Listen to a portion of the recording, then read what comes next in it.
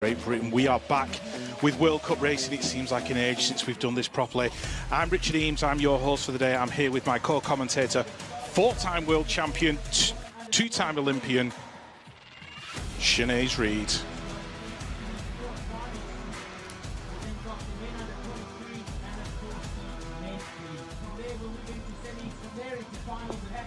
Moving on, we will have the second of the quarterfinals for the women under 23, Nadine Eberhard. It's actually Nadine's birthday today. She turns 20 years old. So the best present she could possibly get would be a World Cup win. And, you know, let's see what she comes up with. So riders ready in the gate. And let's see what happens next. Riders ready, watch the gate. Second quarter-final underway for the women under 23, and everybody over that first jump safely, and it's Agustina Cavalli who sets the early pace into turn number one. Nadine Eberhard, she's right there in that second position and putting a challenge in as they come down that second straight. We've got a French rider in there in third, the Italian rider going through in four, but it's a battle between Cavalli and Eberhard. Eberhard making a move now, just cutting off Cavalli into that second turn. That's Brain in there in that third spot, and Singalani in the fourth position for Italy. So in and out of the final turn, Nadine Eberhard, 20 years old today. This is a great start. She'll remember this birthday for the rest of her life. She's going to bring it across the line. She's going to take that win. Cavalli in there for two.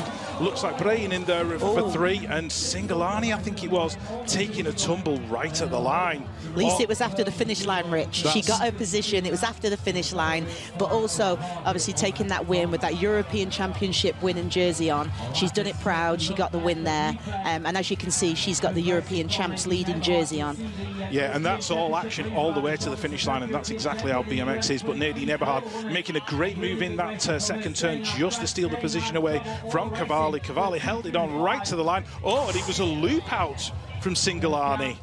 So she threw the bike so hard at that finish line, she actually went over the back. It's not something we see very often. So there's your confirmation of results. Eberhard, Cavalli, Brain, and Francesca Singalani just holding on as she crossed that line. Stariska of Latvia, well, her day is done, unfortunately. An athlete and being in this position at the back of the start hill is when the nerves really get going now. Yeah. So this is the business end of the afternoon. Malene Sorensen, Molly Simpson, Michelle Vissing, Sabine Kotakova, Emily Hutt, Megan Williams, Agustina Cavalli and Leila Henry. You've got 8 riders lining up there. Only 4 of them are going to go through. 4 of them are going to go out. It's going to be joy for some and disappointment for others. So let's just see who we've got lined up there on that gate. I used to find, Rich, that the semi-final was more nerve-wracking than the final. Absolutely. Just because there's more to lose. Like, once you've got through this top 4 in the semi-final, you know that you're in the final, and it's sort of, you know, all guns blazing and nothing to lose. But in that semi-final, you're so close, but yet still so far away. And it's that last opportunity to get into that main. Yeah, Leila Henry out there in lane number 8. Lane number 7, that is the 516 of Agustina Cavalli from Argentina. So she'll be looking for a position in that final. And next door on the 527 out of New Zealand, that is Megan Williams. And next to Megan on the 528, the national champion of Great Britain, that is Emily Hutt. Emily's put some great performances in both European and national competition this year. On the 525, out of the Czech Republic, that is Sabine Kotakova. Looking a little bit pensive there, but inside she'll be ready to go. The 521, out of Canada. Eyes wide open behind that helmet, ready to go. That is Molly Simpson.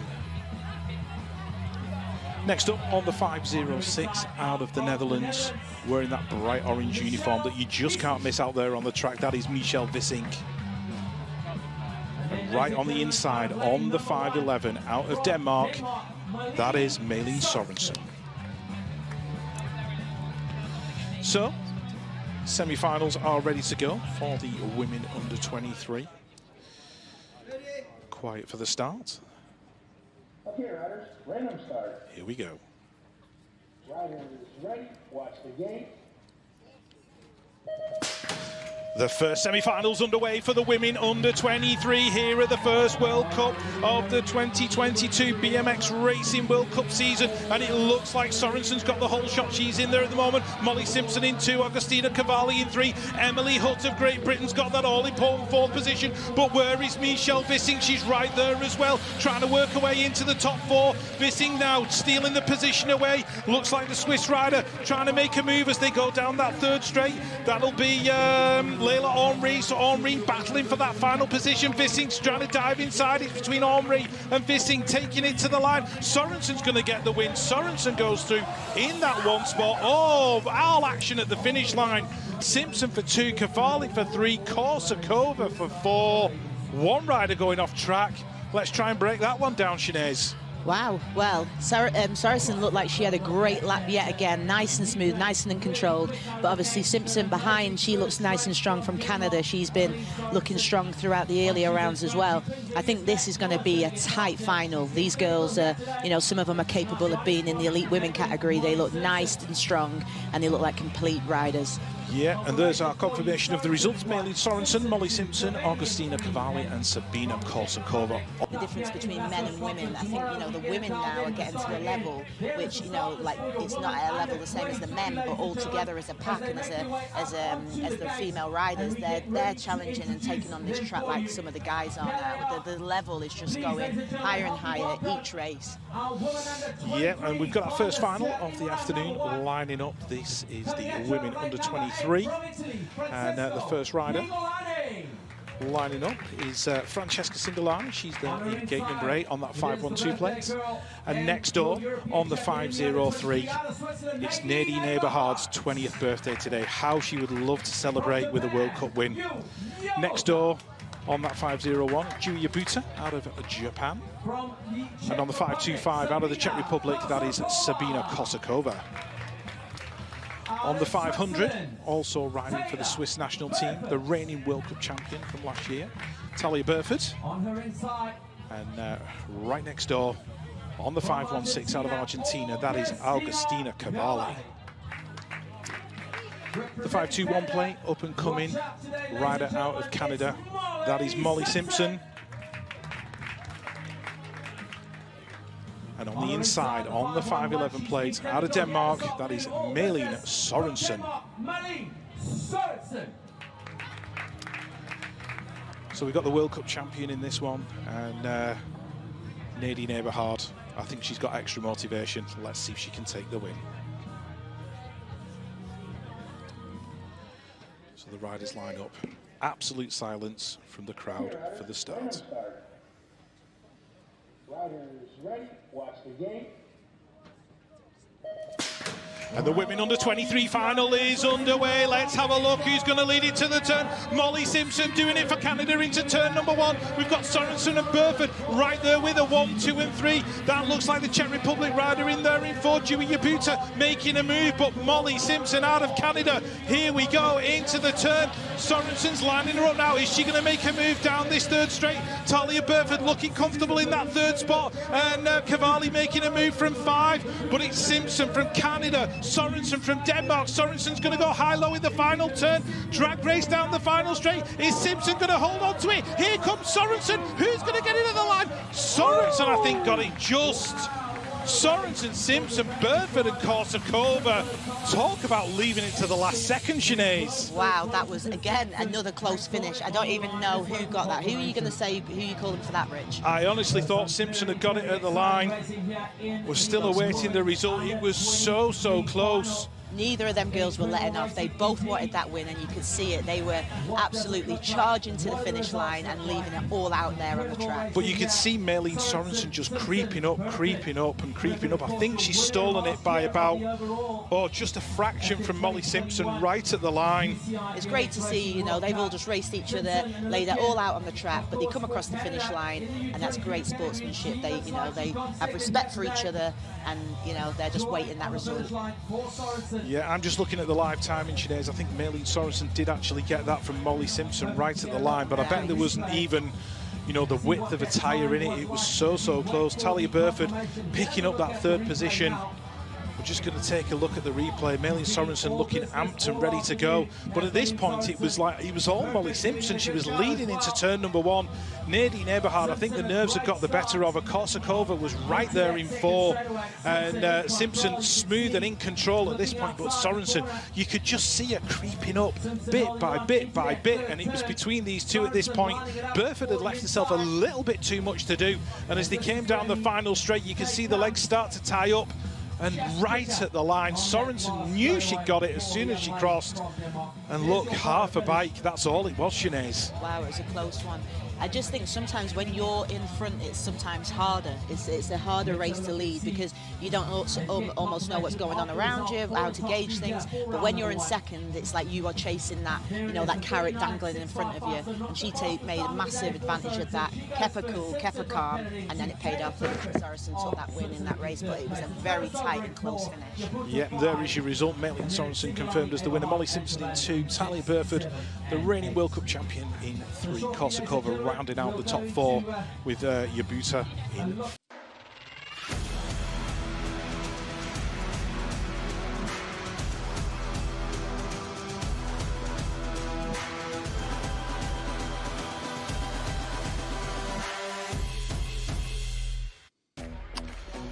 Good afternoon, ladies and gentlemen. We are back for more racing. Round 2 of the UCI BMX Racing World Cup here in Glasgow, Great Britain.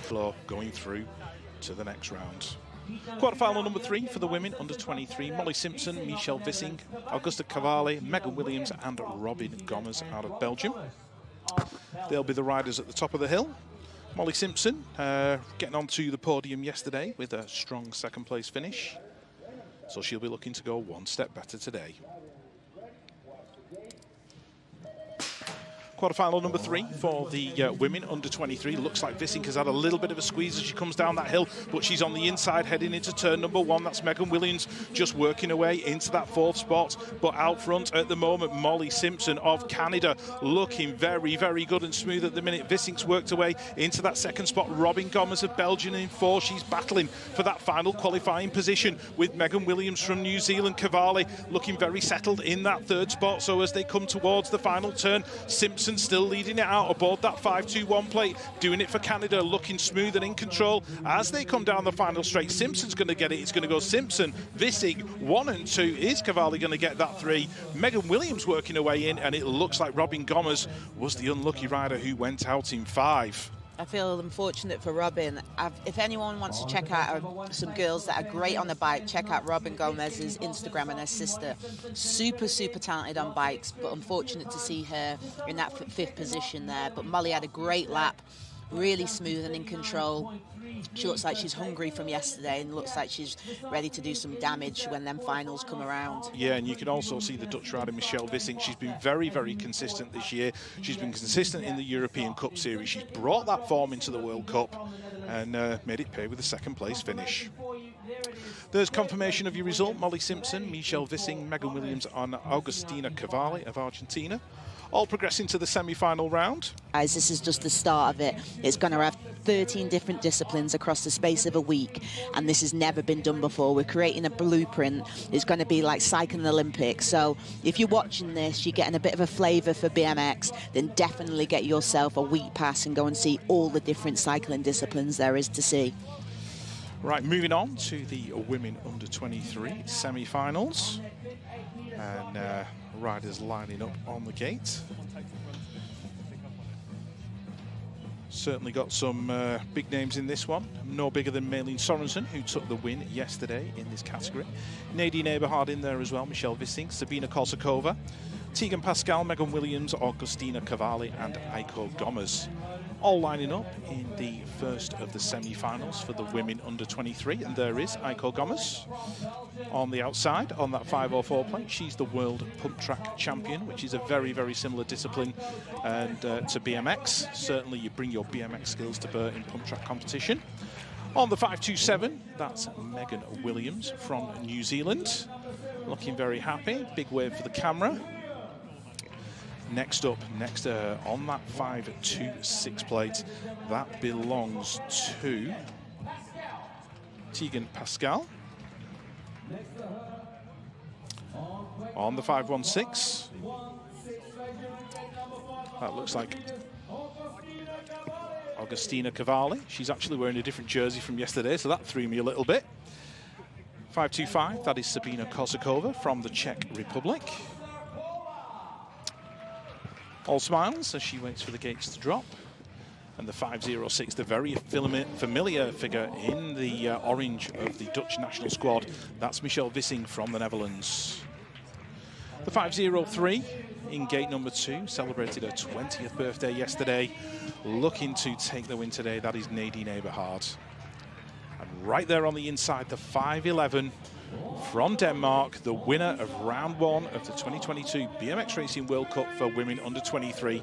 That is Malene Sorensen. So this is the business end of the afternoon. Let's see what happens. Okay, riders, random start. Riders ready, watch the gate. Semi-finals are underway for the women under 23. Looks like Cavalli got a very good start. Where is Tegan Pascal? Is she inside the top 4? No, she's not at the moment. So the Canadian rider really needs to push hard as they go down this second straight. But Sorensen, Cavalli, Eberhard, Gommers, 1, 2, 3 and 4. Megan Williams working away up into 5. But Sorensen looking really in control. She's got this race out in the palm of her hand. She's holding on to the key to victory. And as she goes into that final turn, she's got a 5 or 6 length bike length lead over Cavalli in there in second spot. Looks like Nadine Eberhard's in there in 3. Aiko Gommers of Belgium might be the rider going through in 4, but no problem for Malene Sorensen. She crosses the line, takes the win. Eberhard, Gommers, Cavalli, that's going to be your top 4. Megan Williams out in 5, but Malene Sorensen, what can we say about this rider, Sinead? I think she's looking to go for that win today, and I don't think there's any reason why she can't. She seems to be staying consistent. She's making no mistakes. You know, this is now the semi-final, and she's looking smooth, so I'm sure she's going to want to amp it up and take that win today.